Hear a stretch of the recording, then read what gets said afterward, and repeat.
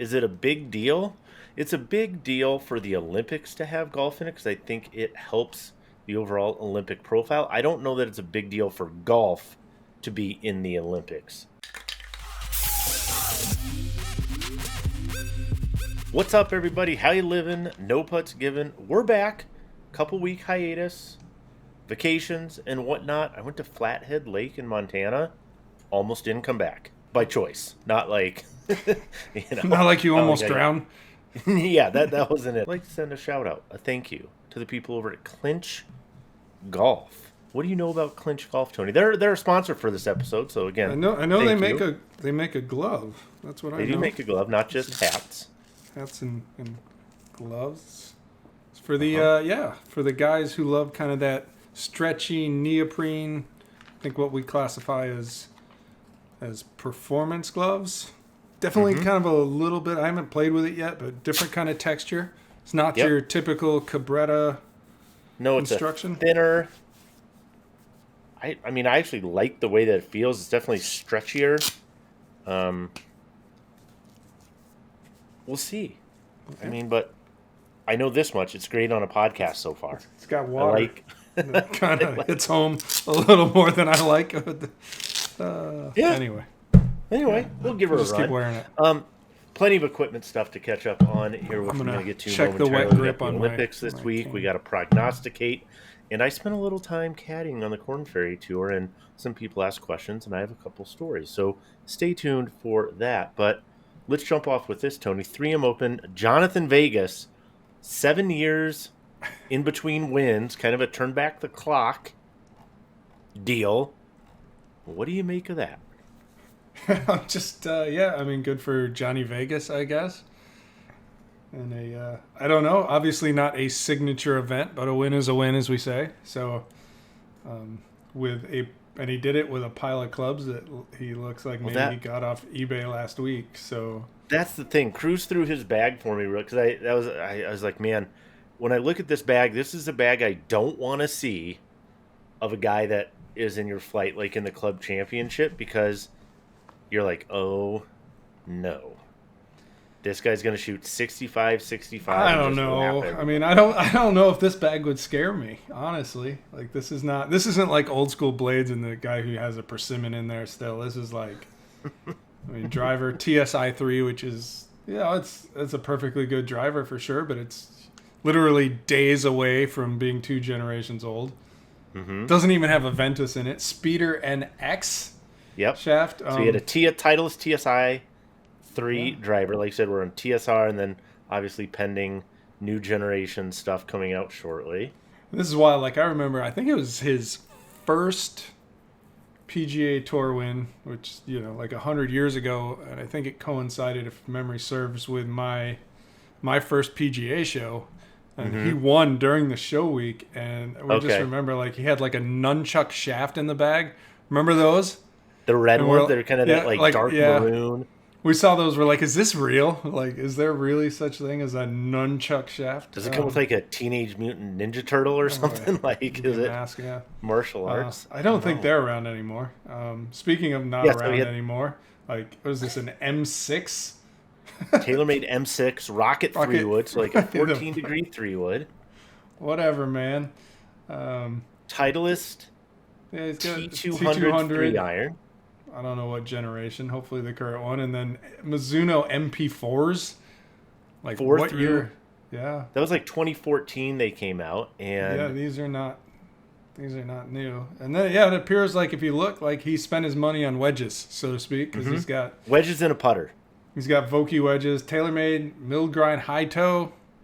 In the 60. Yeah, and then just randomly, the lab putter. Lab Link 1. So he's not...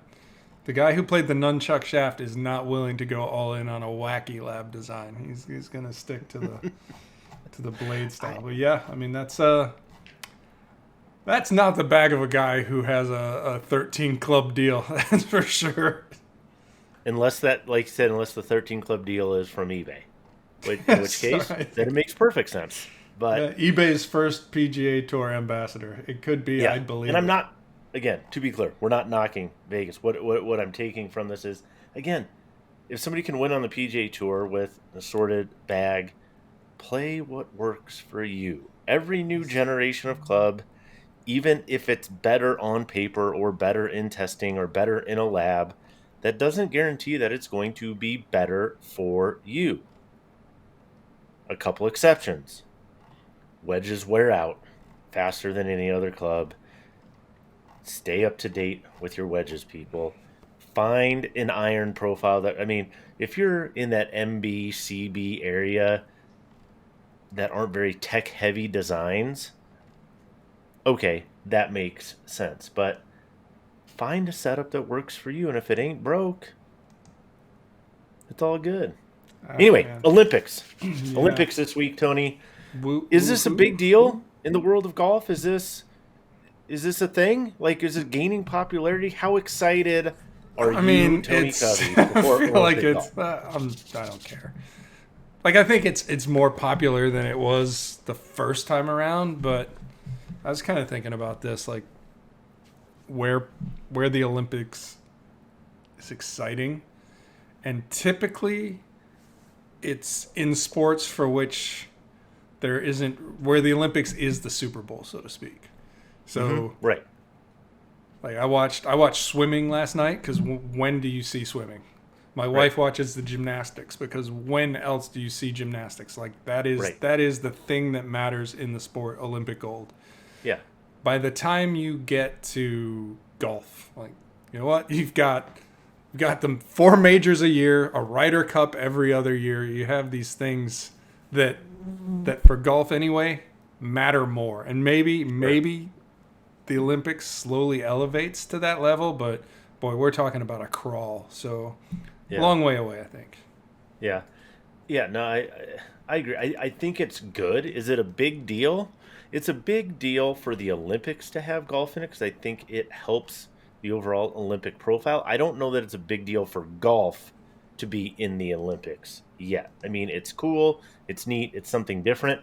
I honestly would be more compelled, more excited if it were a totally different format. If they did something that we didn't see other places, like you're mentioning, it's the top of the mountain for gymnastics. I mean, you want to watch something incredible, watch Simone Biles. You know, you want to watch amazing athletes at the absolute pinnacle, like you said, watching the men's 4x100 swim relay.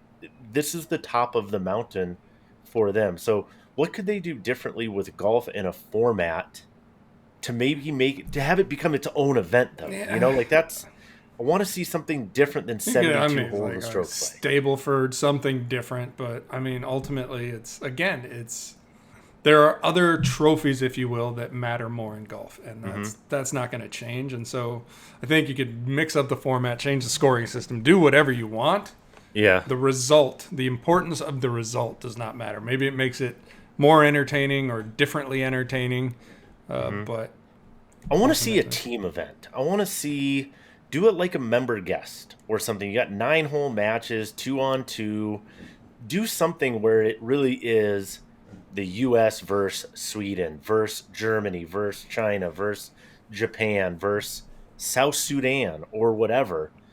I want to find a way. Maybe people out there, what ideas do you have to more further embrace this kind of team concept idea? Because we can do our picks, and you're like, okay, well, it could be Rahm, it could be Schauffele again, it could be, it could be, Wyndham Clark.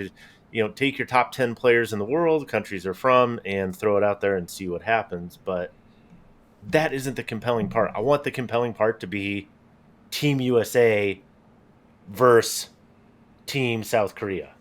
That's what I want. Good luck. Yeah, I know. Thank you. All right, let's talk equipment because it's an equipment podcast and things of that nature. I know it's been a bit, and these came out in kind of a quiet release a little bit in this sense, but we're talking Callaway Opus. Not Mr. Holland's Opus. That was different. That was a movie with Richard Dreyfuss, which was fantastic. But this is Callaway's Opus, and I think Tony is looking for props. I do not have my props with me. They were still en route, but we're going to talk Callaway Opus wedges here for a minute. So Tungsten. Give me the macro stuff. What's what's the big picture? Yeah, What's I going mean, on like here? for Callaway, they're gonna do what wedge companies do, and they're gonna tell you about a spin story, and they're I can't even remember. It's because it's been 2 weeks. What they're calling the face technology, but it's all Spin about creating. gen, There you spin go. gen.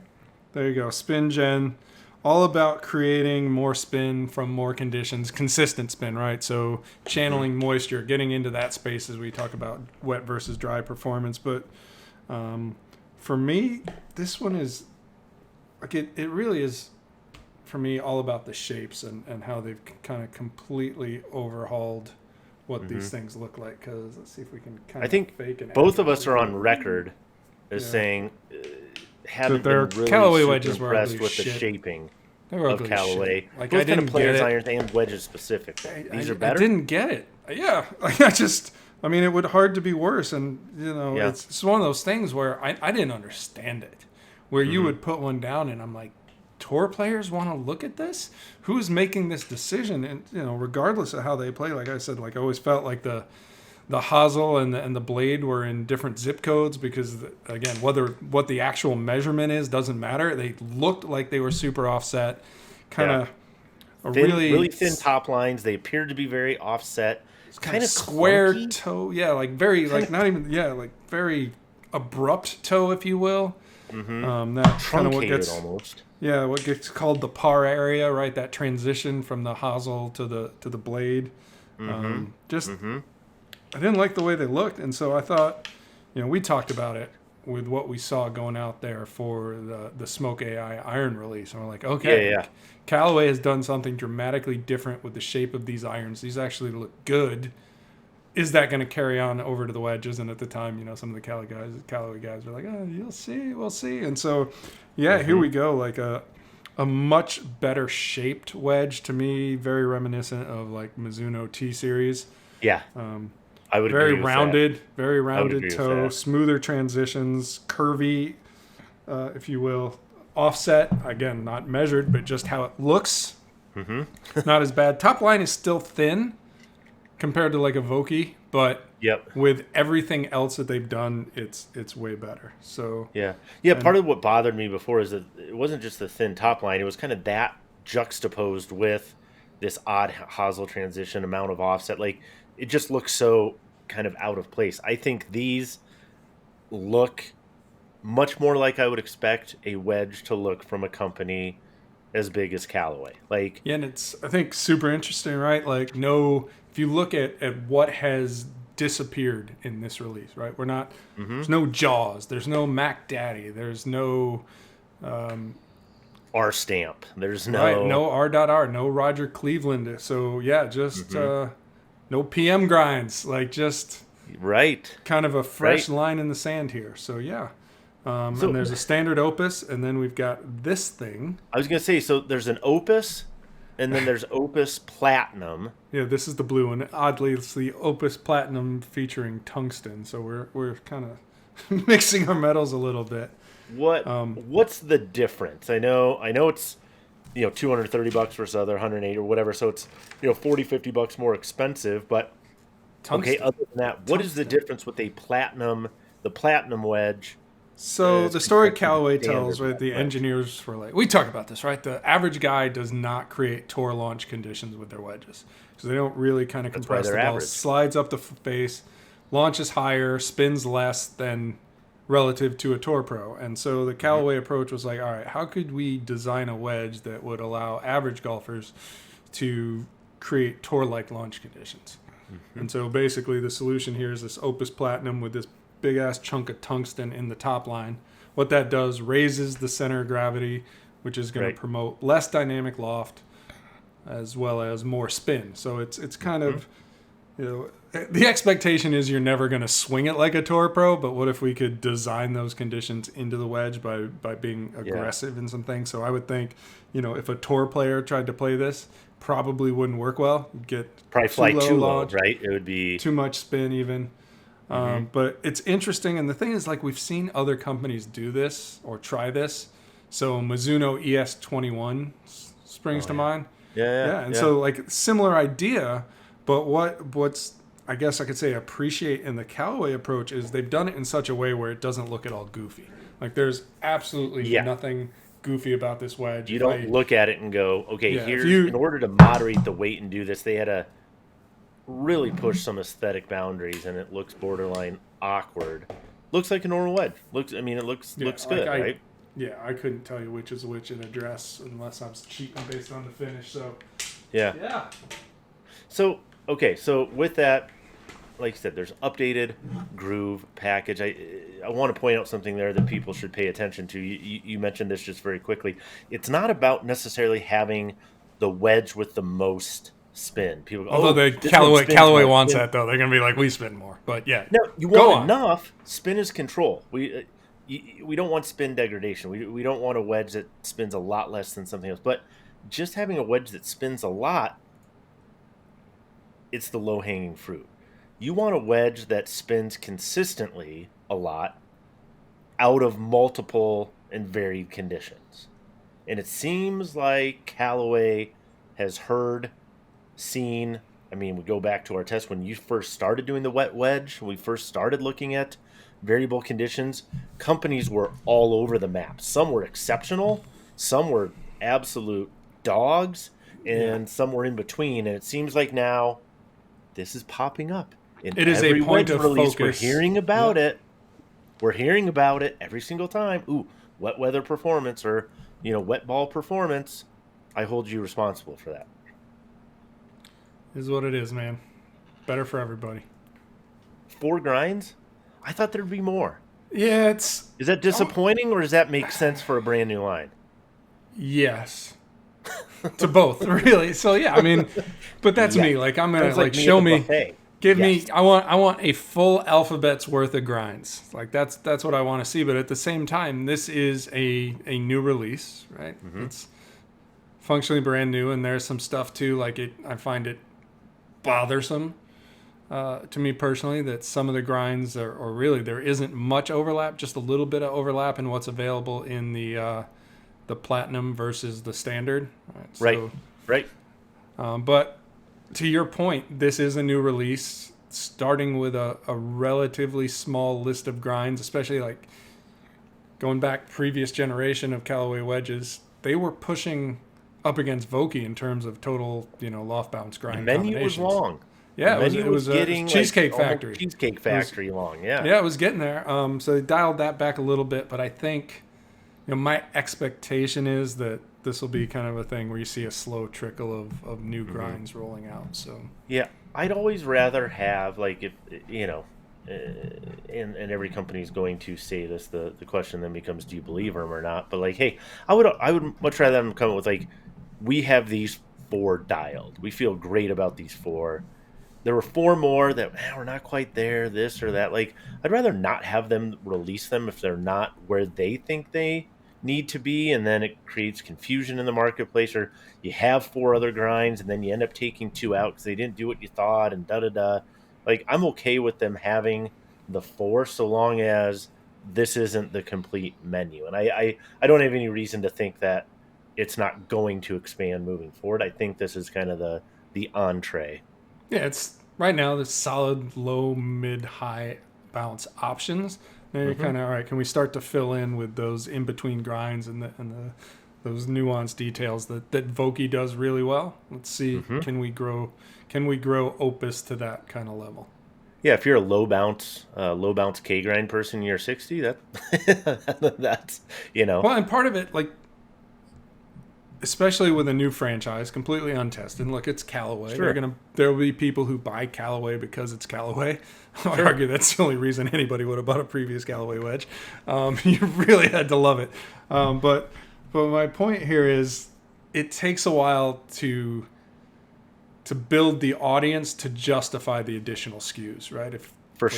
This is a fundamental change in Callaway. Look, Opus has no name recognition right now, other than the Callaway brand. So if you throw Opus on the shelf and you've got, 14 different grind options, it's too much. Yeah. So. No, I agree.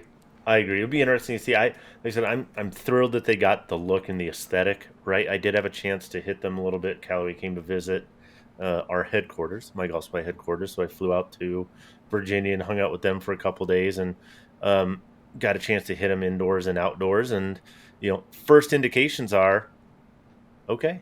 I mean, really excited to see how these do in testing. Because there's enough there to be excited about. But another new set of clubs. It's August, which means it's Taylormade P season, which means don't quote me on that, or do quote me. I don't know. Either way, we we have two new irons from Taylormade. What are they, Tony? Again, start from the top. Give me the high level. So two models. One, I guess you would call new, and then the other is the latest revision of P770. So P770, that gets you what for TaylorMade is the better player side of the player distance category. So kind of the complement to P790, if you will. Mm-hmm. And then with the new one, the P7CB, that's going to be kind of moving into the player space as something that really sits between the P7MC and the 770.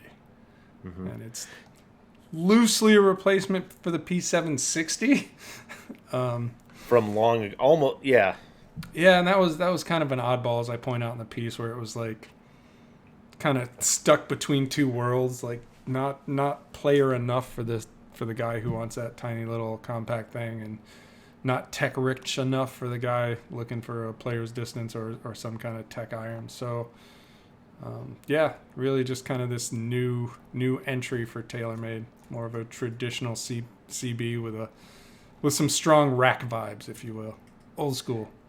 Yeah, thing that I kind of noticed with these right aways, and I like how you explained this too. The kind of this players distance category is nebulous, and we've talked about this because there's a spectrum, like hybrids, where it's like, hey, you can have a hybrid that is like Callie's like UW that looks basically like a small fairway wood, all the way through like the old Adams like box toe looking basically driving iron type of hybrids and everything in between. So it's like, oh, we're testing hybrids. It's like I kind of feel like players distance irons are the same, where in TaylorMade's situation, their category, their players distance kind of, like I said, runs from 770, which would be the more player-ish part of players distance. So maybe not quite as ball speed centric technology.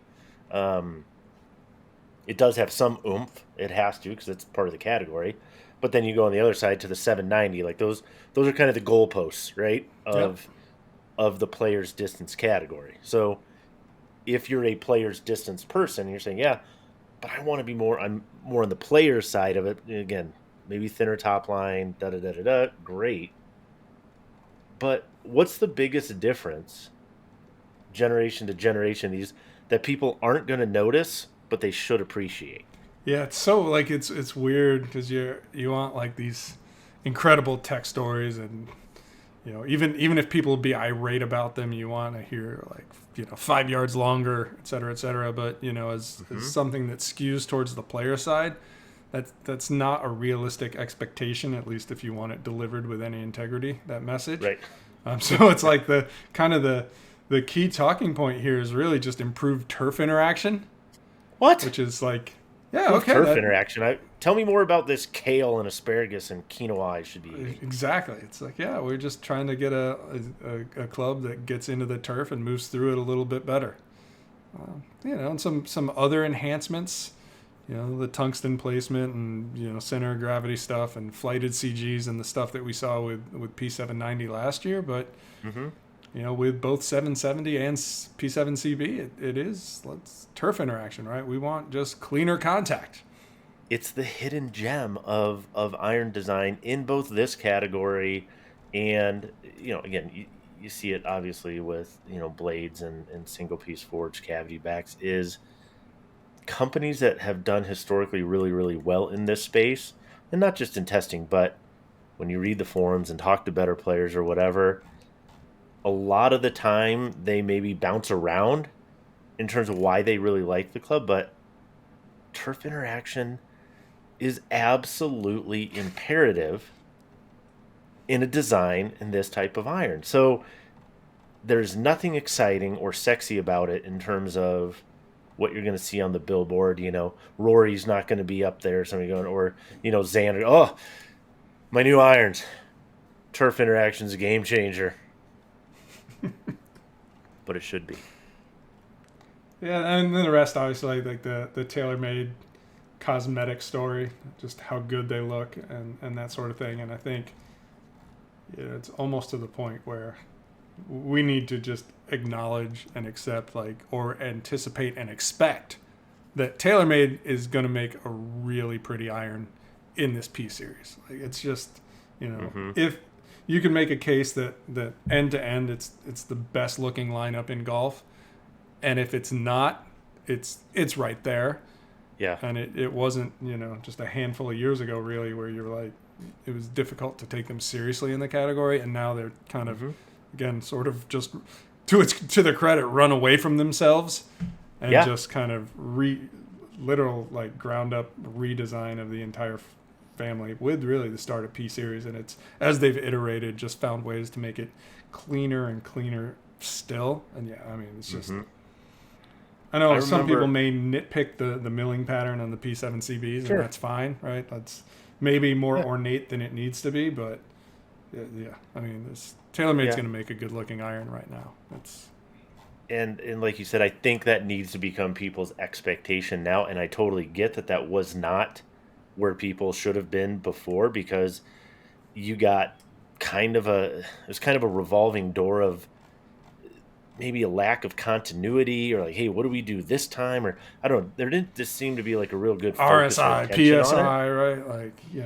Yeah, it's okay, but now we got a speed slot and we want to highlight that, or we want to do some badging, or people should expect that when they look at a P series iron now, Mizuno, Srixon, maybe something that we hold in high regard and particularly aesthetically, and go, ooh, Titleist stuff looks great. Titleist stuff, yes.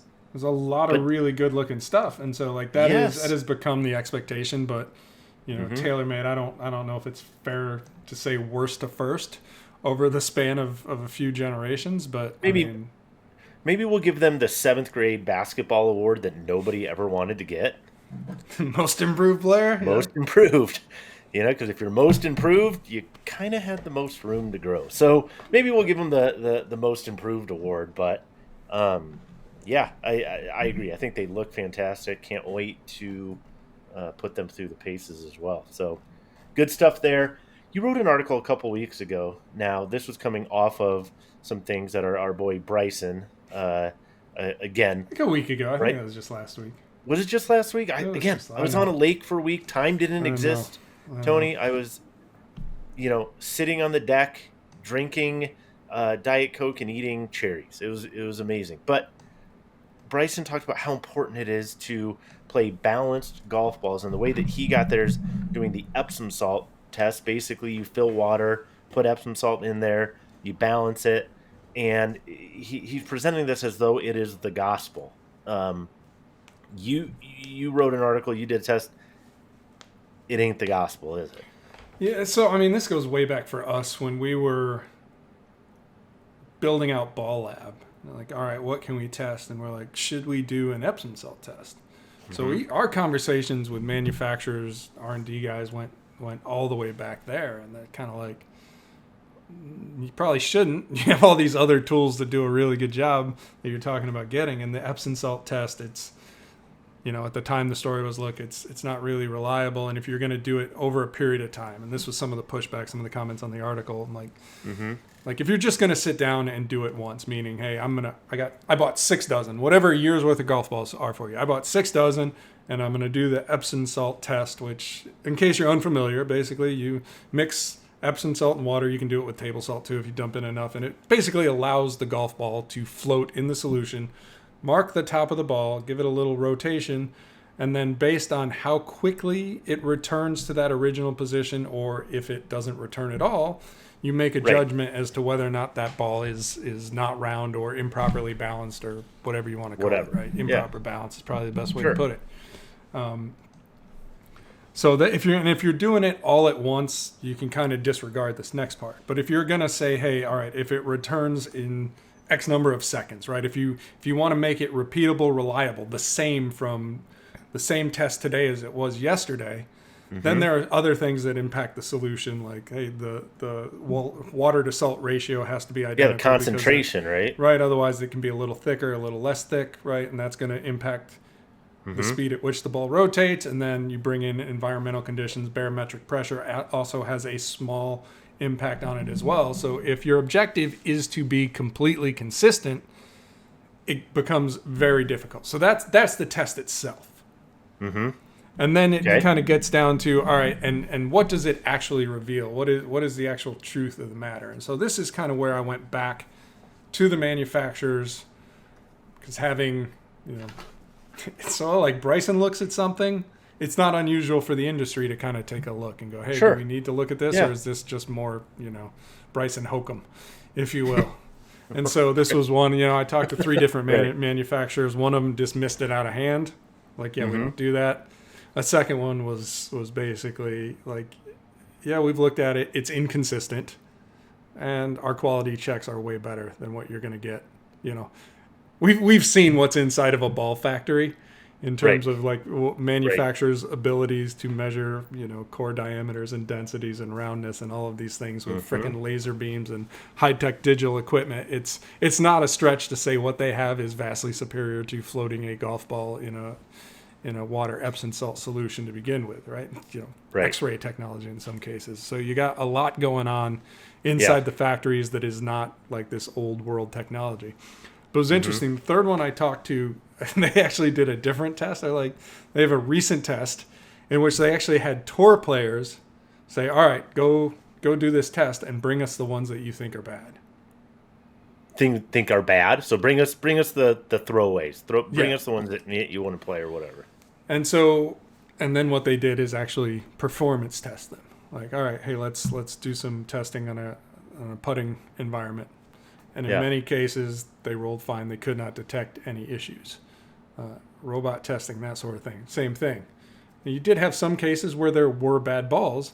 And so when you kind of repeat the process and go back through it, the short version is Epsom salt can detect balls that are bad. It can fail to detect balls that are bad.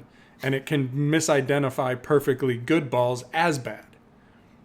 And so you're like, all right, so maybe I'm getting something, maybe I'm not. And if you're Bryson and you want to nitpick and trust that the process works and that it is 100% reliable, and anything that returns back too quickly, whatever your definition of that is, you can throw it away, no harm done.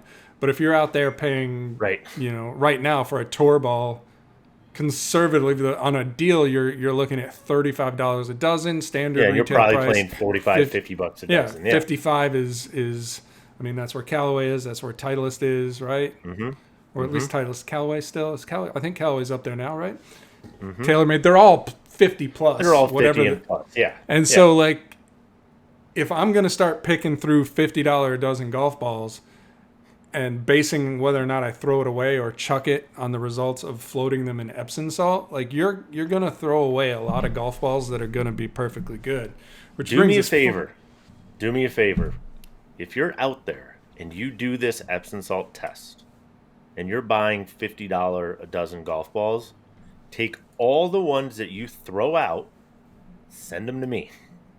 I will happily take them and use them because there's a good chance they're just fine, right? And so, like, so bringing it full circle home, right? We know from Ball Lab, all the testing we've done, we can say confidently that, one, everybody makes a bad golf ball from time to time. They escape the factory.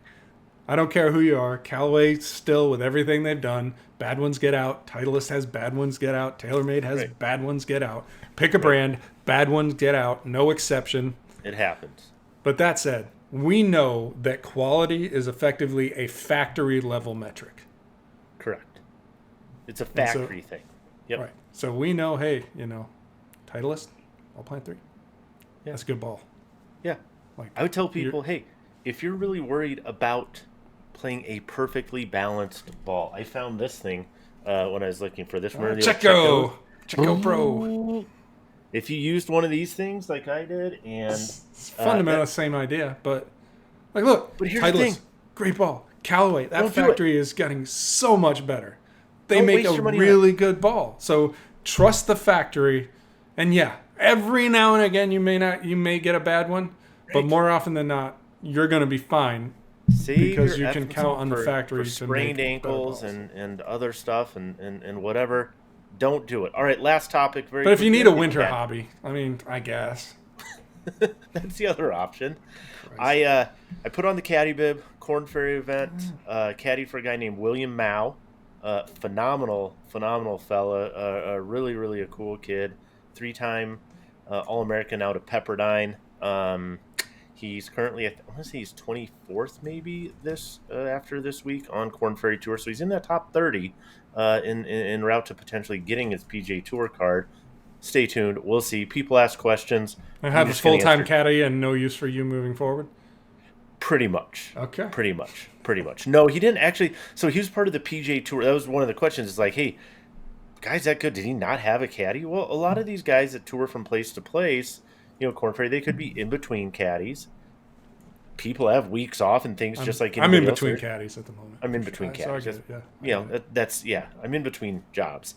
I'm unemployed. But basically, the biggest question was, what did you do? Like, what did they actually ask you to do? Do you just show up, carry the bag, and keep up, shut up, and Clean the balls. keep the balls clean? Were you asked to float the balls in Epsom salt? I quit. If they ask you to float the balls in Epsom salt, you turn and you run. That's what you do. No, what was really cool is every player is different in terms of what they need and what makes them confident. And my role with him actually changed over the week. Initially it was, hey, I'm going to do all my own yardages. I'm going to read all my own putts, basically, keep the stuff clean. Carry the bag, shut up. And we'll go from there. Yeah. As the week went on, though, actually had me start reading a lot of putts with him and are saying, hey, what do you see here? And we talked, and everybody, it was really cool because everybody reads putts differently as well, in terms of, like, he wanted to know, okay, maybe a foot out, where do I want this to be? Do I want it to be on the right edge? Like, not just where's the putt breaking, like, hey, it's 2 balls right to left, but is this going to be breaking early or late? Or is it just kind of a consistent break? And so as we got going and played practice rounds and played in the Pro-Am and that kind of stuff, he wanted me to read more and more of the putts and confirm some of his reads. And he's a really, really, really good putter. And so that was really cool. I would do yardages. He would do yardages. And then when we would just kind of compare, like, hey, I got 147 pin. Okay, I got 148. Okay, fine. And then he would pull all of his own clubs and that kind of stuff. But what I didn't realize, and what I would tell people, like, it's actually kind of mentally taxing if you're doing that the entire round, right? Because you're really multitasking. Like, sometimes people say, oh, I took a 4-hour test. Like, oh man, my brain is fried. I'm exhausted. I kind of felt that way after the first 4 or 5 hours, because you think about it, you're multitasking. So you're trying to keep the ball clean. You're keeping the clubs clean. You're trying to stay out of other people's way. Who's got the flag? Do I get the flag? Do you put in the flag? How do you know who puts in the flag? What are you doing? Then you're trying to make sure you're not obviously walking on anybody's line, their through line, staying quiet, stay out of their line of sight when they're trying to hit and play. And then you're doing all the numbers, etc., for your particular player. Meanwhile, carrying this big ass heavy bag and trying to make sure that you're always kind of staying a step ahead of everything. And you do that over basically 7 to 8 miles. I was tired. It was exhausting. It was a lot of work. I have a huge appreciation for what these caddies do week in and week out, guys that are on the big boy tour and that are full-time caddies. You would lose some water weight. Plus, it was 100 degrees 3 days in a row out there. So it was, we're pounding fluid. So you may have more questions. Shout out to Hoka and shout out to On Cloud, the two most popular shoes out there for caddies. They were great. That's my final thought. You may have other questions. Feel free. Go ahead, ask them. Put them in the comments. We'll get to them. Next week's going to be a big week because we have, like we said, Olympic stuff review. We're going to have some more clubs that are coming out this week, some things to talk about, some other stuff maybe going on inside the facility. Anything else, Tony? It can be busy. I mean, I think it's going to be a busy... Feeling? Still there? Yeah. Still feeling good? It's funny. So the true story here, I'm like, let me test out the grip. So I reached into the bag, grabbed a wedge, and I'm like, this might be the worst grip I've ever had. And then I was like, oh, plastic's still in the grip. It's going to explain a lot. So, I mean, there's a tip for you there. When you go out and play with your new clubs, make sure you take the plastic off the grips. And preferably the face or head as well, because that's really gonna jam me up. But anyway, yeah, check out Clinch Golf online. Let me know what you think. It's a different approach. I'm gonna wear mine for league this week and maybe post something, see how it goes. I don't know, but I dig it. I dig it so far. Very breathable. I like it. Like I said, a lot going on. Good for 100-degree days. Find us, people. Find us on the interwebs. Follow us. Let us know what your thoughts, comments, questions, hopes, dreams are. And until next time, we out.